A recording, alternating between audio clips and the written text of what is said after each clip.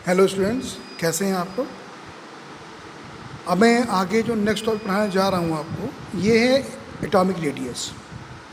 अभी तक मैंने आपको प्रॉपर्टीज सब ब्लॉक की समझा दी थी। मैंने ये समझाया था आपको कि कैसे आप लोग एक ग्रुप में पहचान कर सकते हैं किसी भी ग्रुप में या पीरियड में कि कहाँ पर एलिमेंट रखा गया है पीरियोडिक टेबल में। प्लस मैंने बताया था आपको जो 100 के ऊपर होते हैं एटॉमिक, जिनका एटॉमिक नंबर 100 के ऊपर होता है, उन एटम की नॉमेनक्लेचर कैसे करते हैं। ओके, अब अगला टॉपिक है एटॉमिक रेडियस। मैं आपको 3 रेडियस के बारे में बताऊंगा।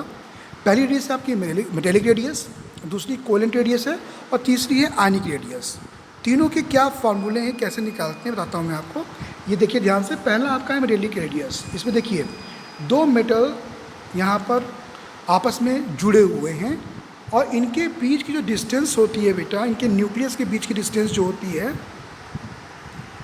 वो कहलाती है एटॉमिक रेडियस। ओके, सो ये कह सकते हैं कि 2 नेबरिंग या 2 नेबर एटम के रेडियस कैसे निकालेंगे, उनके जो न्यूक्लियस है उनको अगर हम उनके बीच की डिस्टेंस निकाल लें तो वो कहलाएगी उसकी मेटेलिक रेडियस। एटॉमिक रेडियस जानते होंगे बेटा आप लोग कि अगर हम लोग एक एटम ले लें, ओके, और उस एटम की न्यूक्लियस से आउटर मोस्ट शेल की डिस्टेंस होगी वो कहलाएगी आपकी एटॉमिक रेडियस। लेकिन एटम्स जब मिलते हैं आपस में तो वो आयनिक बॉन्ड फॉर्म करते हैं, आयन में कन्वर्ट होने के बाद मेटेलिक फॉर्म करते हैं, कोवेलेंट फॉर्म करते हैं, तो उनके बारे में आपको ये बताया जा रहा है। ठीक है, अब देखिए नेक्स्ट आपका कोवेलेंट रेडियस है। इसमें जो आयन्स होते हैं वो आपस में शेयरिंग करते हैं इलेक्ट्रॉन्स की। ओके, तो इनमें जो एटम्स होते हैं वो शेयरिंग करते हैं इलेक्ट्रॉन्स की। तो इसमें जो आपका एक्सपेरिमेंटल जो इनकी रेडियस होगी उसका हम हाफ कर दें। आप देख सकते हैं यहाँ पे इसका हाफ, जो इनकी डिस्टेंस है उसका हम हाफ कर दें तो ये कहलाएगा आपका कोवेलेंट रेडियस। ओके, और सिमिलरली आपका आयनिक रेडियस। अब आयनिक में क्या होता है बेटा कि ये देखा गया है कि जो कैटायंस और एनायंस होते हैं, ओके, उनके जो न्यूक्लियस होते हैं उनके बीच की डिस्टेंस निकाल लें अगर हम लोग, तो हम लोगों को ये आयनिक रेडियस मिल जाएगा। चूँकि इन तीनों की रिक्वायरमेंट ज़रूरत हम लोगों को आगे लगेगी, इसलिए ये तीनों आपको पढ़ाए गए हैं और ये तीनों आप लोग अच्छे से तैयार कर लीजिएगा। ओके, चलिए अब बढ़ते हैं नेक्स्ट टॉपिक पे हम लोग। इसको बहुत ध्यान से पढ़िएगा, बहुत इंपॉर्टेंट है बेटा। ये है आपका आयनाइजेशन एंथैल्पी। आयनाइजेशन एंथैल्पी क्या होती है, बहुत सिंपल लैंग्वेज में समझिएगा आप लोग कि मान लीजिए कि ये न्यूक्लियस है और ये इसके आउट शेल्स हैं। यहाँ पर एक ये आउटर मोस्ट शेल है और यहाँ पे इलेक्ट्रॉन है एक। ओके, अब इस इलेक्ट्रॉन को ये न्यूक्लियस अपनी तरफ अट्रैक्ट करता ही जानते होंगे आप लोग। अब इस अट्रैक्शन की वजह से क्या होता है कि इनके बीच में इलेक्ट्रॉन और न्यूक्लियस, इन दिनों के बीच में लगता है एक फोर्स ऑफ अट्रैक्शन। अब हम चाहते हैं कि हम इस इलेक्ट्रॉन को स्पेस में भेज दें। स्पेस समझते हो, वो स्पेस नहीं, स्पेस का मतलब ये आउटर मोस्ट इलेक्ट्रॉन छोड़ दें। ठीक है, इतना हम इसमें फोर्स लगा दें, एनर्जी दे दें कि इनका फोर्स ऑफ अट्रैक्शन टूट जाए और इलेक्ट्रॉन इस एटम से निकलकर बाहर चला जाए। ओके, इसको हम लोग कहते हैं आयनाइज होना, जैसे कि Na। समझाता हूँ आपको। अब Na की बात करें बेटा अगर हम लोग, तो सोडियम का होता है बेटा बस सिंपल लैंग्वेज 2,8,1 होता है ना। तो हम चाहते हैं कि इसका इलेक्ट्रॉन, ये आउटर मोस्ट इलेक्ट्रॉन जो है रिमूव हो जाए, तो क्या बचेगा 2,8 है ना। Na प्लस इलेक्ट्रॉन एक लूज करेगा, सोडियम क्या बनाएगा Na प्लस, आयनाइज हो जाएगा।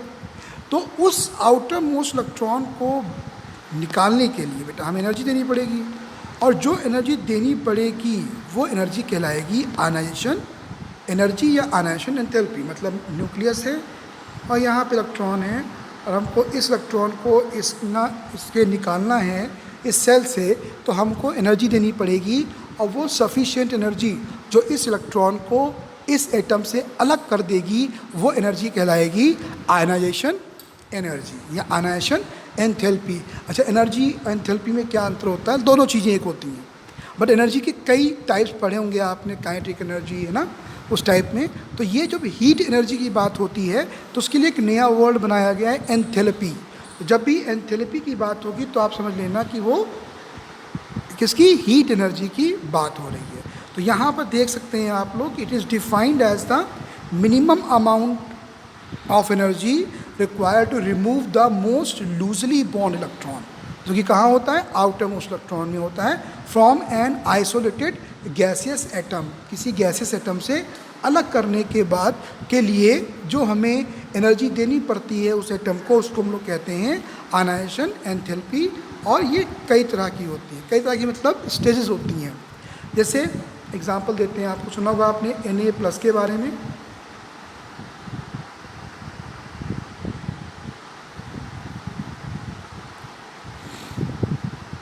आपने सुना होगा Na+ के बारे में, कैसे बनता है जानते हैं बेटा आप लोग? जब सोडियम अपना इलेक्ट्रॉन एक लूज़ करता है बेटा, देखिए सोडियम ने अपना एक इलेक्ट्रॉन लूज़ किया तो क्या होना है? Na+, साथ में इलेक्ट्रॉन एक लूज़ करते हैं, है ना। Mg2+ कैसे बनता है? मैग्नीशियम आयन, जब मैग्नीशियम अपने 2 इलेक्ट्रॉन लूज़ करता है, सॉरी गलत हो जाइए, जब ये 2 इलेक्ट्रॉन लूज़ करता है तो ये बनाता है Mg2+ बेटा, साथ में 2 इलेक्ट्रॉन लूज़ करता है ये। लेकिन क्या ये दोनों इलेक्ट्रॉन एक साथ लूज़ करता है? नहीं, इसकी स्टेप होते हैं। क्या स्टेप होते हैं? देखो ध्यान से बेटा, सबसे पहले Mg अपना इलेक्ट्रॉन एक लूज़ करेगा बेटा और बनाएगा Mg+ आयन, ओके। अब ये Mg+ अगर अपना दूसरा इलेक्ट्रॉन लूज़ करता है बेटा, तब ये बनाएगा Mg+ है ये, इसने अपना दूसरा इलेक्ट्रॉन लूज़ कर दिया, क्या बना दिया इसने? Mg2+, है ना। इस तरीके से जो पहला इलेक्ट्रॉन लूज किया गया यहाँ पर, इसमें जो एनर्जी लगती है उसको हम लोग कहते हैं फर्स्ट आयनाइजेशन एंथैल्पी, ठीक। तो दूसरा लूज करने में एनर्जी लगती है उसको हम लोग कहते हैं सेकेंड आयनाइजेशन एंथैल्पी, ओके। तो आयनाइजेशन एंथैल्पी क्या होती है? वो मिनिमम अमाउंट ऑफ एनर्जी जिससे हम लोग आउटर मोस्ट इलेक्ट्रॉन या लूजली बाउंड इलेक्ट्रॉन को रिमूव करा सकते हैं। और सेकेंड आयनाइजेशन एंथैल्पी क्या होगी? अगर हमको उसके सक्सेसिव मतलब नेक्स्ट इलेक्ट्रॉन को लूज कराना है तो उसको हम लोग बोलेंगे सेकेंड आयनाइजेशन एंथैल्पी। मतलब Mg ने पहला इलेक्ट्रॉन लूज किया, Mg+ बनाया, अब इस Mg+ इलेक्ट्रॉन लूज कराना है हमको, तो जो एनर्जी देनी पड़ेगी वो जो एनर्जी देनी पड़ेगी वो कहलाएगी सेकेंड आयनाइजेशन एंथैल्पी। अब इसमें खास चीज़ क्या होती है बेटा, कि सेकेंड आयनाइजेशन एंथैल्पी होती है वो हमेशा फर्स्ट वाले से ज़्यादा होती है। ध्यान रखिएगा बेटा, इसको नोट कर लीजिए आप लोग कि सेकेंड आयनाइजेशन एंथैल्पी होगी वो हमेशा फर्स्ट आयनाइजेशन एंथैल्पी से ज़्यादा होगी। नोट कर लो बेटा आप लोग, ओके। क्यों होगी बेटा? बहुत ध्यान सुनिएगा। ऐसा होता है बेटा, जब इलेक्ट्रॉन लूज करता है कोई भी एटम, तो जब फर्स्ट इलेक्ट्रॉन लूज करता है तो नंबर ऑफ इलेक्ट्रॉन्स कम हो जाते हैं। जैसे कि देखिए ध्यान से, अब सोडियम की बात करें बेटा हम लोग, तो सोडियम के जो नंबर ऑफ प्रोटॉन होते हैं वो होते हैं 11, जो इलेक्ट्रॉन होते हैं वो भी होते हैं 11 बेटा। तो दोनों के बीच में क्या लगता है? इक्वल फोर्स ऑफ अट्रैक्शन लगता है और कोई दिक्कत नहीं होती। लेकिन जब Na+ बनता है बेटा, मतलब सोडियम अपना इलेक्ट्रॉन एक लूज़ कर देता है, तब क्या होता है बेटा? इलेक्ट्रॉन एक कम हो गया ना, कितने बचे अब? 10। प्रोटॉन कितने हो गए? 11। तो न्यूक्लियर चार्ज क्या होता है? वो अधिक हो जाता है। अधिक होने का मतलब ये नहीं कि उसमें चला गया चार्ज, प्रोटॉन बढ़ गए, नहीं, प्रोटॉन 11 ही है, पर इलेक्ट्रॉन क्या हो गया? एक कम हो गया ना। तो न्यूक्लियर चार्ज जो होगा उसका अट्रैक्शन अधिक लगने लगेगा इलेक्ट्रॉन्स के ऊपर। तो क्या होगा? इलेक्ट्रॉन्स न्यूक्लियस की तरफ श्रिंक हो जाएंगे, है ना। इलेक्ट्रॉन की तरफ जो इलेक्ट्रॉन, अब भाई पहले 11 इलेक्ट्रॉन को 11 प्रोटॉन हैंडल किए हुए थे, अब इलेक्ट्रॉन बचे 10, तो उन 10 इलेक्ट्रॉन को 11 प्रोटॉन हैंडल किए हुए, वो क्या करेंगे, उसको अपनी तरफ खींचेंगे। तो खींचेंगे तो उसका साइज़ क्या होगा, कुछ कम हो जाएगा। और जब साइज़ कम हो जाएगा बेटा, तो अब अट्रैक्शन और बढ़ने लगेगा, फोर्स ऑफ अट्रैक्शन और बढ़ने लगेगा। जब फोर्स ऑफ अट्रैक्शन और बढ़ने लगेगा बेटा, तो अब दूसरा इलेक्ट्रॉन लूज करा पाना उतना आसान नहीं होगा जितना पहला था, क्योंकि पहले में एक शेल थी पूरी 2,8,1, याद है ना। सोडियम में क्या होती है 2,8,1, तो शेल 3 थी। जो आउटरमोस्ट इलेक्ट्रॉन था वो न्यूक्लियस से दूर था। अब सोडियम में इलेक्ट्रॉन अपना लूज कर दिया है, तो क्या बना, देखो 2,8, तो एक सेल क्या हुई, कम हो गई, एक सेल भी कम हो गई, तो न्यूक्लियस के पड़ोस में आ गए इलेक्ट्रॉन, प्लस जो प्रोटॉन थे वो अब अधिक हो गए इलेक्ट्रॉन से, उन्होंने और तेजी से खींचना शुरू कर दिया। तो अब क्या होगा, अब इलेक्ट्रॉन को लूज करा पाना, सेकेंड इलेक्ट्रॉन को लूज करा पाना, वो अब और टफ हो जाएगा, उसमें फोर्स ऑफ अट्रैक्शन और बढ़ जाएगा, तो हमको एनर्जी और देनी पड़ेगी। और जब एनर्जी अधिक देंगे बेटा, तो आयनाइजेशन एंथैल्पी क्या होगी, बढ़ जाएगी, है ना। इसलिए जितने सक्सेसिव होते हैं आयनाइजेशन एंथैल्पी, वो हमेशा पहले वाले से ज़्यादा होते हैं, क्योंकि प्रोटॉन, नंबर ऑफ प्रोटॉन्स बढ़ जाते हैं, और इलेक्ट्रॉन्स जो होते हैं वो नंबर ऑफ इलेक्ट्रॉन कम होते हैं, प्लस शेल भी छोटी हो जाती है, श्रिंक हो जाती है बेटा, ठीक है। तो ये क्वेश्चन अक्सर आता है कि क्यों सेकेंड आयनाइजेशन एंथैल्पी हमेशा फर्स्ट से ज़्यादा होती है। अब ये एक बेटा यहाँ पर देखिए आयनाइजेशन एनर्जी की डेफिनेशन दे रखी है, इसको चाहो तो आप इसका स्क्रीनशॉट ले लो और चाहे बुक से पढ़ लो, मुझे कोई दिक्कत नहीं है, बट तुमको आना चाहिए चीज़, ओके। चलिए अब बात करते हैं कि किन किन फैक्टर्स पे आयनाइजेशन एनर्जी डिपेंड करती है, ठीक है। पहला है इफेक्टिव न्यूक्लियर चार्ज। आप खुद समझिए बेटा आप लोग कि जब न्यूक्लियर चार्ज ज़्यादा होगा, तो वो जो लूजली बाउंड इलेक्ट्रॉन है, सबसे बाहर इलेक्ट्रॉन, उसको वो अपनी तरफ तेज़ी से खींचेगा, अच्छे से खींचेगा, तेज़ी से नहीं अच्छे से खींचेगा, मतलब फोर्स ऑफ अट्रैक्शन ज़्यादा होगा। जब फोर्स ऑफ अट्रैक्शन ज़्यादा होगा, तो उसको तोड़ने के लिए हम लोगों को अधिक एनर्जी देनी पड़ेगी। इसका मतलब क्या होगा, आयनाइजेशन एंथैल्पी बढ़ जाएगी, है ना। तो हम लोग कह सकते हैं कि आयनाइजेशन एनर्जी या enthalpy is directly proportional to the effective nuclear charge.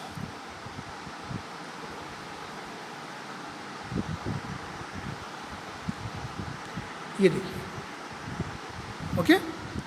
क्योंकि जब न्यूक्लियर चार्ज जितना अधिक होगा बेटा, उसमें फोर्स ऑफ अट्रैक्शन इलेक्ट्रॉन पे उतना अधिक लगाना है, और जितना अधिक फोर्स ऑफ अट्रैक्शन लगाएगा, हमको उतनी अधिक एनर्जी देनी पड़ेगी इलेक्ट्रॉन को निकालने के लिए, और हमको उतना ही अधिक आयनाइजेशन एंथैल्पी देनी पड़ेगी। तो न्यूक्लियर चार्ज जितना अधिक होगा, फोर्स ऑफ अट्रैक्शन भी उतना अधिक होगा, और जितना फोर्स ऑफ अट्रैक्शन होगा उतना ही हमको एनर्जी अधिक देनी पड़ेगी, तो आयनाइजेशन एंथैल्पी क्या होगी, बढ़ जाएगी। दूसरा है बेटा साइज ऑफ एटम। बहुत ईजी सा टॉपिक है, ये भी समझ लीजिए। जितना अधिक साइज होगा, उतनी डिस्टेंस दूर होगी आउटरमोस्ट इलेक्ट्रॉन की न्यूक्लियस से, ओके। और उसमें उतना ही कम हमें एनर्जी देनी पड़ेगी इलेक्ट्रॉन लूज करने के लिए। तो जितना बड़ा साइज़ होगा, आयनाइजेशन एंथैल्पी उतनी ही कम होगी। जितना छोटा साइज़ होगा बेटा, ठीक है, फोर्स ऑफ अट्रैक्शन उतना ही अधिक लगेगा, और उतनी ही अधिक हमको एनर्जी देनी पड़ेगी। इसका मतलब साइज़ छोटा होने का मतलब ये हुआ कि हमको अधिक एनर्जी देनी पड़ेगी ताकि इलेक्ट्रॉन लूज कर सके, आयनाइज हो सके। तो इसको हम लोग कह सकते हैं कि ionization energy is the inversely proportional to the size. ये कुछ एग्जाम्पल दे रखे हैं, ये बेटा आप पढ़ सकते हैं।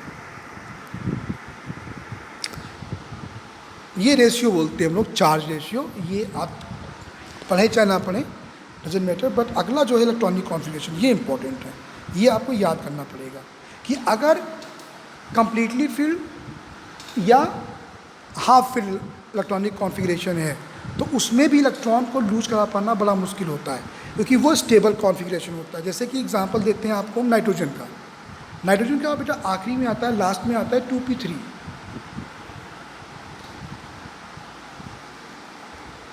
2p3, तो p में होते हैं 3 इलेक्ट्रॉन बेटा,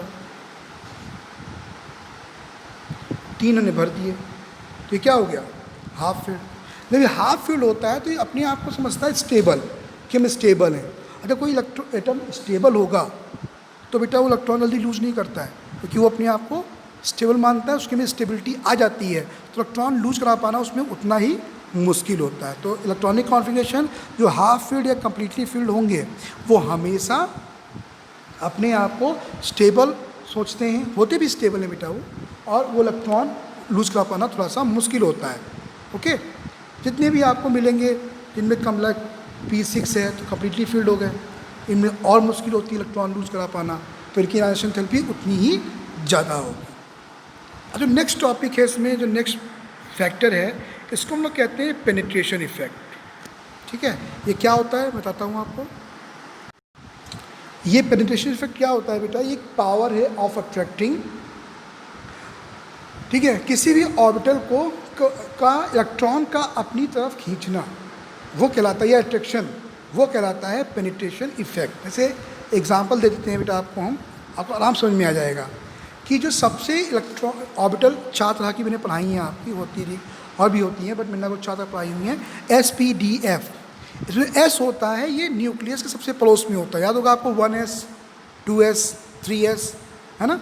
उसके बाद P आती है, P जो होती है वो S के थोड़ा सा न्यूक्लियस से थोड़ा दूर होती है as compare to S orbital. आपको याद होगा 1p नहीं होता है, 1 का समझ रहे बेटा, 1s का मतलब पहला शेल, 2s का मतलब सेकेंड शेल में S ऑर्बिटल, लेकिन आपने 1p नहीं सुना हो क्योंकि पहले शेल में p ऑर्बिटल नहीं होता है, 2p होता है, सेकेंड शेल से स्टार्ट होता है। तो जो SPDF है बेटा, ये इसी सीक्वेंस में न्यूक्लियस से दूर भी होते जाते हैं। तो ऑब्वियस सी बात है बेटा, जो S ऑर्बिटल में इलेक्ट्रॉन होगा उस पर पेनिट्रेशन इफेक्ट अधिक लगेगा, जो P में होगा उसमें पेनिट्रेशन इफेक्ट लगेगा, बस S से कम लगेगा, ठीक है। D में और कम लगेगा और F में सबसे कम लगेगा बेटा। वो लिखा भी हुआ है कि S orbital has maximum penetration effect. Okay, उसको आप लोग अच्छे से तैयार कर लीजिएगा, और ये अक्सर एग्ज़ाम में आता भी है क्वेश्चन, तो उसकी डेफिनेशन और बुक से ही पढ़ लीजिएगा। आपको ना समझ में आए मुझे लिख के भेजिएगा, मैं फिर आपको पर्सनली समझा दूंगा बेटा। अब एक और पॉइंट होता है जिस पे डिपेंड करता है, मैंने कितने पॉइंट पढ़ाया बेटा आपको, चार्ज।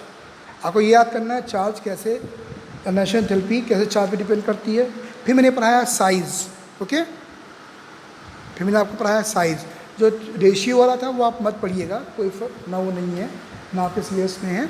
और फिर मैंने आपको पढ़ाया कि इलेक्ट्रॉनिक कॉन्फ़िगरेशन, जो हाफ फील्ड फुल फील्ड होते हैं इलेक्ट्रॉन्स ऑर्बिटल्स, वो अपने आप को स्टेबल समझते हैं, उनमें भी इलेक्ट्रॉन लूज करा पाना मुश्किल होता है। फिर मैंने आपको पढ़ाया पेनिट्रेशन इफेक्ट, और ये आपका लास्ट जिस पे डिपेंड करता है, ये आपका शील्डिंग इफेक्ट है। शील्डिंग का मतलब समझते हैं, इसको स्क्रीनिंग इफेक्ट भी कहते हैं, लिख लो आप लोग, इसको स्क्रीनिंग इफेक्ट भी कहते हैं। जैसे सन स्क्रीन होती है, क्रीम, सन स्क्रीन क्या करती है बेटा, आपके चेहरे को स्क्रीन करती है, बचाती है सन की अल्ट्रावायलेट रेज से।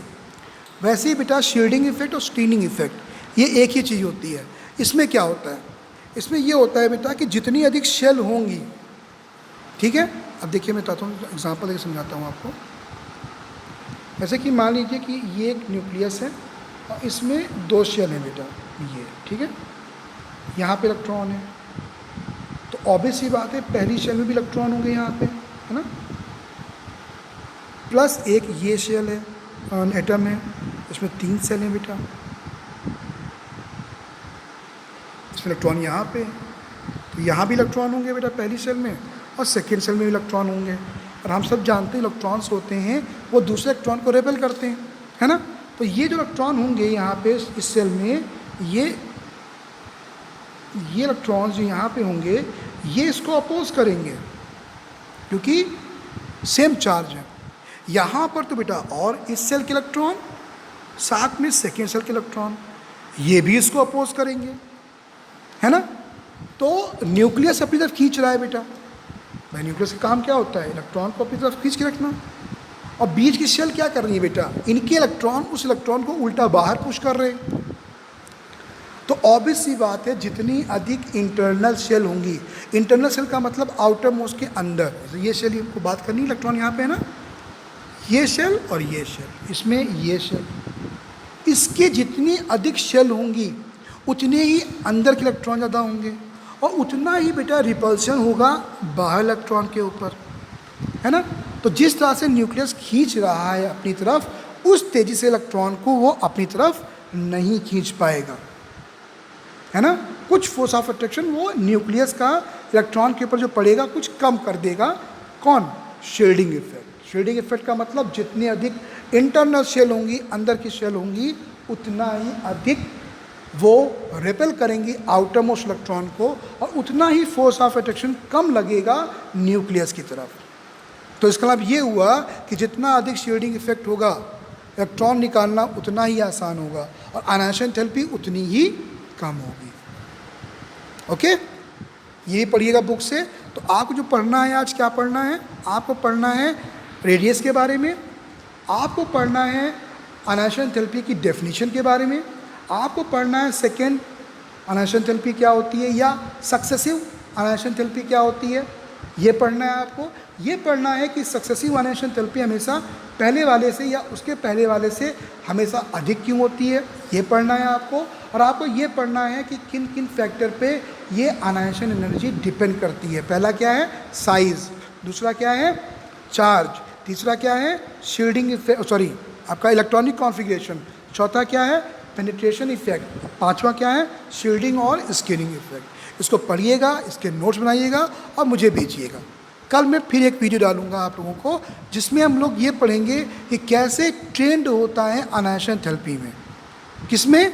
ग्रुप में और पीरियड में। बहुत ही इंपॉर्टेंट टॉपिक है, अच्छे से पढ़िए इसको भी। आप लोग बेटा अच्छे से पढ़िएगा।